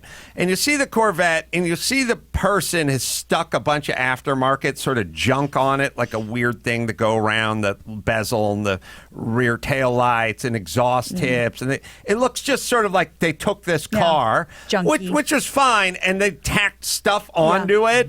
And it always hurts the car. The car actually looks better in its sort of natural form. Right. But you think that about dudes too, though, right? Yes. Like I have ponytails and earrings and tats, and just sort of tacking stuff on always feels weird. Like, hey, if you got some cool glasses or you do something interesting with your hair or fashion or whatever, I'm all for it. But I always feel like the accessorizing your body or tacking things on hurts the market value. Again, I love a Ferrari, but you will see cars that are basic cars with a bunch of junk stuck onto them, and it actually looks worse than when they were just bone stock. Well, that's why they say you don't put a lower back tattoo on, because you don't put a bumper sticker on a Cadillac. That's right. Did Dolly say that? She should have. Is she in Kentucky? No, she's in Pigeon Forge, Tennessee. Oh, so the Great Smoky Mountains are her something people. About Dollywood when I was over there. Excuse me, you didn't say anything? I was trying to figure out, like, where is she? Anyway, Miley, attractive? Are we attracted to her? It's funny because everything you described is 100% right. I'm not into that whole the aggressive, the whatever. It just feels like a put on. Miley Cyrus is weirdly sexual to me, like sexy. You know what I mean? Like she doesn't check any box, but I find her sort of attractive in a weird way. I don't know what it is. She's definitely not unattractive. Not traditionally attractive. And if I saw her in person, I might change my mind. And I definitely find her to be, above average. But I'm not. That's she's a little off-putting for me. Yeah. Yes. All right. Max Pat and Miley. Yeah, I'd tap that. Well, obviously. Lucky Miley. But. Good news, Miley. Is it your thing? Anything after the Corona news? Trying to think of what other pop stars we're talking about. Okay, so I got the staff poll. Matt and I are yes. Everyone else is no. Gary used to be before she got wild. Wait, when she was like 12? No. Yeah. No. Yeah. So I think that the two sides of that spectrum in femininity would be, in pop singers, would be Miley Cyrus and Ariana Grande. Yeah, I'll toss a younger Jessica Simpson on there, like Dukes of Hazzard era. Well, sure. I'd tap that. Okay, glad you would. I'm going to offer a replacement for your Liz Hurley, an update for your Liz Hurley. Ironically, Gina mentioned Harley Quinn, the sort of tattooed crazy girl with the hair. Margot Robbie. Oh yeah, but too easy. She's so spectacular. Yes, of course it's too easy. She's gorgeous. She's a specimen. No, you know why? I feel like she's spectacular, and I sometimes feel like blonde is cheating. I feel like I should take a little right, Gina? little deeper dive than that. That's why I like the Liz. What about, but I'll think of someone new. I don't know if she's exactly the equivalent, but for some reason she just jumped to my mind. Emily Ratajkowski. Yes. That kind of vibe. You'll know her the second you see her. I know she is. I'm getting a lot of thumbs up. Married to somebody. I don't know if she was. She was in the Robin Thicke video. Yeah, no, that's how she got famous. She just got divorced I didn't know from somebody famous and is now doing something. I don't know, but yes, you are correct with her. Who got divorced from Emily Ratajkowski? Which is what's his name? Sebastian. No, what's his name? Just got divorced from her. Isn't it? Wait a minute. Oh God, what's his name from? Her ex-boyfriend is Jared Majid. No, who's she married to? Is she married to somebody? Yeah, a guy named Sebastian Bear McClard. Oh, well then, who am I thinking of? Who was married? Yeah, she's gorgeous. Oh yeah. Who was married to? Chris confirms. What's his name from A Star Is Born? Oh, Bradley Cooper. Yeah. Oh, it was it wasn't right. Yeah, somebody else's Another ex. Yes. smoking hot brunette. Sort of cut out of the same cloth as Emily Ratajkowski, but another super hot, like sort of Irina Shayk. Maybe it was and her. wasn't Yeah, whose ex is that? Oh boy, Chris. That's a famous person's ex. Is the point. All right, let me hit Simply Safe. I'll let you do that. 83% of burglars look for an alarm. I would assume it would be higher than that. I feel like everyone would look for an alarm. Only 1 in 5 homes have security. That won't let anybody admit to it. Yes, that's true. The interviewing process with burglars can sometimes be difficult. Most companies don't make it easy. Expensive, drilling, wires, pulling. It's a hassle, man. Simply Safe protects your whole home with 24/7 monitoring at a fraction of the cost. Just $15 a month. Often police assume a false alarm. Not with Simply Safe. Their video verification technology visually confirms break-ins when it's happening, so you won't assume it's a false alarm. Just for my listeners, I got a huge deal going on right now. Go to simplysafe.com/Adam. Get a free HD security camera when you order. It's a $100 value now at simplysafe.com. Right, Dawson? Make sure you take advantage of Simply Safe's video verification technology. You'll have eyes on home 24/7 and video evidence if someone tries to get in. Get your free HD security camera now at simplysafe.com/Adam. Today, that's simplysafe.com/Adam. Yeah, Cristiano Ronaldo, the soccer player, and then Bradley Cooper. Yeah, they're both spectacular brunettes. I think safe to say. Well, Six Flags America is looking for couples who are willing to be buried alive together from September 27th to the 28th at its Maryland park. So couples who last all the way to the end of the Fright Fest 30-hour couples coffin challenge will be rewarded with $600, full access to the park's Halloween celebration, and a pair of gold season passes for next year. Why? I've gotten into this stuff with people before. Where if I was sitting on the advisory board, I'd go, "Look, give them $1,000. $600 seems weird. It's odd. Is it 666 like the devil, or that's good? No. Or that'd be good. Go $500. 6 is random and weird. Yeah. It seems like we're cheap. It seems like that's all you could scrape together. Right. So participants in the challenge will be allowed short breaks to eat and go to the bathroom, but anyone who leaves outside of those times is disqualified, and there's a catch. Not only will you be in close quarters, obviously, the entire time, you have to give up all your devices. So no social media, no news, no texting, no music, no podcast, nothing. Will you be in coffins? You sit there and you stare at each other in what I imagine is a double-wide coffin. All right. Can we fix this thing? Because now these Not Scary Farm commercials are popping up at like 6:30, 7 in the evening. They're meant to terrify. They done and done. They're evidently there's no regulation of these commercials, so it's like you're just watching a commercial for like a Pete Ellis Dodge, and then this comes on, the crazy clown dentist. And it freaks you out. Now look, here's the way your mind works: image, inserted into brain. What are our choices? It's there. So you just sit there and you're like, oh God, Jesus Christ. And then they're not doing the old timey, he's dressed like the devil. Yeah. He's chasing someone with a pitchfork. Got a sheet over him. This is weird Rob Zombie stuff. A lot of and insane escapees. It's very disturbing imagery. If you're a 9-year-old kid and you're watching TV, you're going to be freaked the fuck out. It just hits you. There is no ramp up to it. They don't give you a chance to kind of turn off or turn away. It's just the craziest screaming butchers. Craziest butchers and clowns. And this isn't even yeah. a good example of it, Max Patty. You find one that's But like better. you said, a little kid just like playing with their Legos in front of the TV sees that. Right. Meanwhile, but here are the rules. You just turn on and see Crazy Clown Dentist with the, holding pliers with a bloody tooth in it. That's just game on.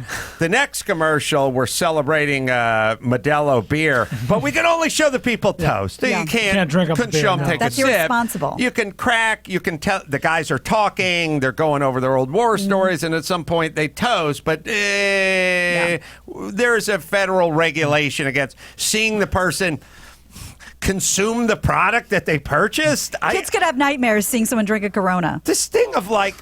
Kids got to grow up sometime. What if we just put Martinelli sparkling cider in the Modelo bottle? Could we sip? No. We can't show them drink the beer. That's a rule. Whose rule? Our rule. Yeah. Who made this rule? What would happen?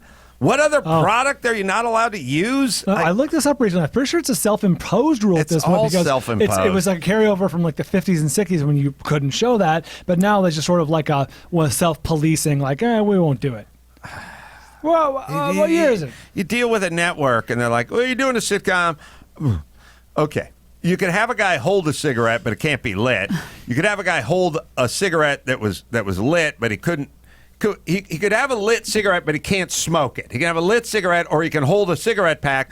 Or if he's holding a lit cigarette, he has to say something negative about cigarettes. Like, these things will kill you. And then show a picture of an infected lung. It's like... But the filter's toasted. Or people could smoke because it's a construction site. And people could have a beer. It's a depiction of real because life. they're at a bar. And they've purchased beer where people drink at a bar. There. And so I don't know exactly whom this would affect if you showed them actually take a sip off the bottle. Sometimes they'll like toast and start to bring it to the face. It's like, yeah, but a hard cut. See how many frames we can get in before it actually touches his lips.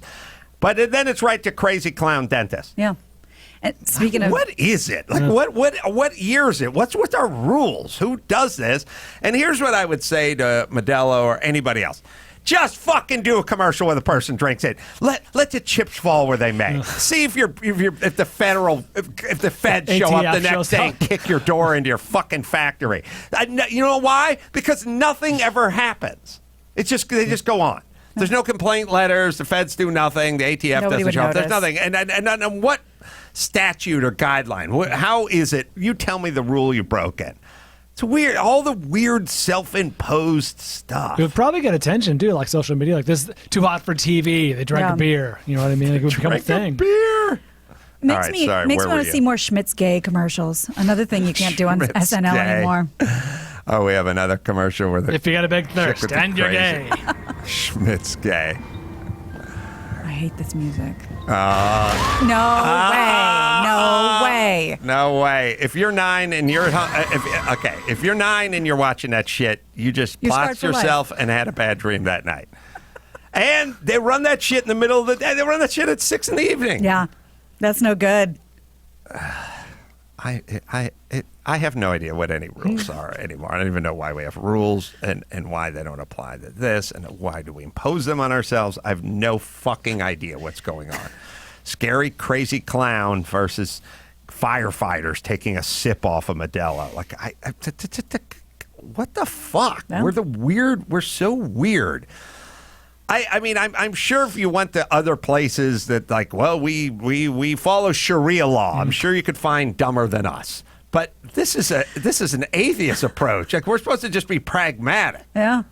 Jesus Christ, we're fucking idiots. In I think the early 50s, maybe it was the late 40s, there was a commercial in Chicago with Lark cigarettes, and the thing was "Show us your Larks," and they would do random, people on the street. And my grandmother was in one of the commercials, and it says "Show us your Larks," and my grandmother turns around, she was a 3-pack a day smoker. It was a charming yesteryear. Yeah, I miss it. Yeah. All right, let me hit Geico real quick. You want to save some money on your auto insurance? You don't have to go anywhere. Go to geico.com. 15 minutes could be saving 15% or more on your car insurance. Take that extra money and put it in your pocket. Save it for a rainy day. Or get yourself a nice beer and film yourself drinking it. How about that? Let's go to Geico. Blow up the internet. Yeah. So you can take a draw off a beer. Just go to geico.com. That's geico.com. All right, let's do one more, Gina Carano. All right. Well, this has been a movie-heavy day, so we'll close out with some Tom Hanks. His 40-year career and his incredible body of work will earn him the Cecil B. DeMille Award. Body of work. He could have. He had some fluctuations. Yeah, Castaway really went down. And also, just kind of naturally. Just kind of in life. He got a little bigger for like Green Mile. Well, not got bigger, but he was a little bigger. He gets bigger, he gets small. Like I think that's he's in the him. running. Or he's not running. That'll be at the Golden Globes on January 5th. The Hollywood Foreign Press Association says, quote, for more than 3 decades, he's captivated audiences with rich and playful characters that we've grown to love and admire. Hanks has appeared in more than 80 movies, obviously including Big and Sleepless in Seattle, Forrest Gump, Castaway, Philadelphia, lent his voice to the role of Woody in Toy Story, and he joins a list of honorees like Oprah Winfrey, Meryl Streep, Morgan Freeman, Robert De Niro, and Steven Spielberg. And of course, he will be playing Mr. Rogers in A Beautiful Day in the Neighborhood. That comes out in November. Yeah, I don't feel like we need that movie. I agree. Also, Hank's Bile Account's one of the good ones, and so we wish him well. Seems like a waste of Hanks, that movie. Agreed. And also, he got a really good doc. And after Who the knows? doc, what We'll be surprised. what more are we going to learn about this man after the fantastic documentary that came out? A beautiful documentary. Don't know. I have no GD idea. But it's coming out whether you like it or not. When is that coming out? November for the holidays. Award season. Yeah. Award season. Yeah, it's coming. Somehow, for a multiple Oscar-winning actor, underrated. You know, I don't think Tom Hanks is this great thespian, but he's a fantastic actor. Are people underrating Tom Hanks? I'm just saying, he doesn't get brought up with the great actors. You know what I mean? But he's won 2 Oscars, been nominated for however many more, and he's really great. He's underrated because he had a TV career to begin with, and we kind of got to know him a little bit. A la Bosom Buddies. And then that was back in the day. It was hard to cross over from TV. He plays he plays a lot of roles like That Thing You Do, where he's that dude. He's a kind of a regular guy, Right. And he does regular guys so well that it doesn't feel that interesting. Like he's to us. stretching. Yeah, it doesn't. He can do whatever he wants, but he plays comfortable in his own skin guy the best, and so we sort of deduct points for that. We give more to Christian Bale than we do to him because those Daniel Day-Lewis do that guy. He does the comfortable guy. That's right. It's funny because the only role I can think of Tom Hanks that he actually had to not play himself was Big. He had to play a kid, and that's the stretch. And he was great in that. He was amazing in that. Really great. I think the punt, pass, and kick competition of this should be host of SNL. He was in the Five Towers Club. Yep, They had the Baldwin sketch. Right. And what I'm saying is I'm saying punt, pass, and kick competition because I don't,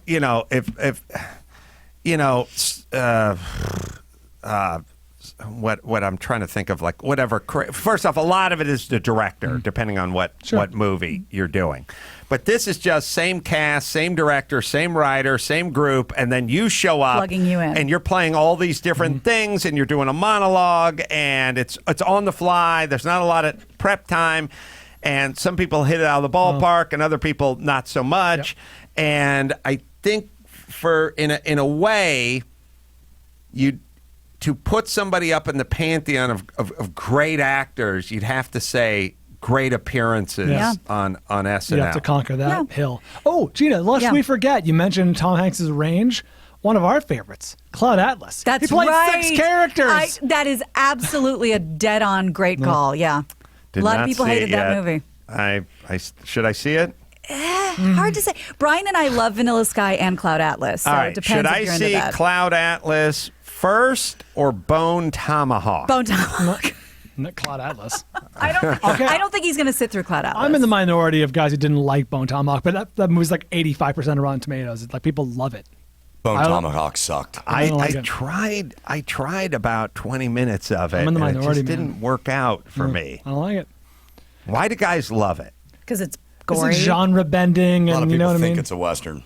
Yeah, it's throwback genre bending kind of neo. Do the people? Is it one of those people have it lower? Like so, Cloud Atlas and I Bone would be Tomahawk. Where the 100% people sure. have it? 100% sure that the people have it lower. I'm going to say 85 for the critics, 65 for the audience. Cloud Atlas. No. I'm No, I talking know. about- Now Oh, I'm no. on to Cloud Atlas Cloud- was killed by the critics. They It's probably hated like it. 45%. But what about the people? Probably about the same.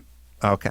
But All it's right. a really I'll let you look that excellent up. experimental And project. Lastly, I'll tell you about Castrol Edge, stronger under pressure. Castrol Edge with fluid titanium transforms under pressure. Stop them parts from rubbing, man. 3 times stronger, fool. 3 times, fool. Than leading full synthetic. It is Castrol Edge. What do we got with the Bone Tomahawk? Put it up right now. This is a Bone Tomahawk. Critics 91, audience 73. It was actually almost right with the 20% difference. Right. And then a Cloud Atlas, both at 66. Wow. So I was higher than I thought, but I said we'd be about the same. It is, and it's fresh. It's 66. I'm really glad to see that. This is like a 2.5 hour movie. It's ambitious. It's long. It's 6 different stories. It's an odyssey. But it's epic. It will dazzle you. I'm going to be at the Uptown Theater this Friday in Napa. That's the 27th, doing stand-up there in beautiful Napa at the Uptown Theater. So come on out and say hi. We are all doing a live show at the Florida Improv at the West Palm Beach Improv. That's October 3rd. We'll be doing a live pod there. My God, it's next week. I don't know Can't believe it. people can still buy tickets to go on the cruise or not, but Come to the improv show. the improv show. That might be locked I'll up. You sell got to get my, vetted. my ticket for the cruise. You can go to AdamCarolla.com for all the live shows. And how about the comedians of the Adam Carolla show? Yeah. Paul Bryan performing, Greg Fitzsimmons performing, me at some point, Jeff Cesario, Adam Ray, I just heard Larry Miller signed on for a couple of those. Too. Larry Miller, Mike Dawson taking the Mike stage. Dawson debut. taking the stage. Valencia's coming up. Santa Monica's coming up. Torrance is coming up. This Saturday's Valencia. That's the soonest. So go to AdamCarolla.com and get a few tickets for Last with Paul Bryan as well. That's going to sell out. So go to AdamCarolla.com for all the live shows. And until next time, Adam Carolla for Alan Zweibel and Gina Grad and Paul Bryan saying mahalo. How to Jew. Stick around. Today's episode of Good Sports with Dave Damashek and Adam Carolla is coming right up.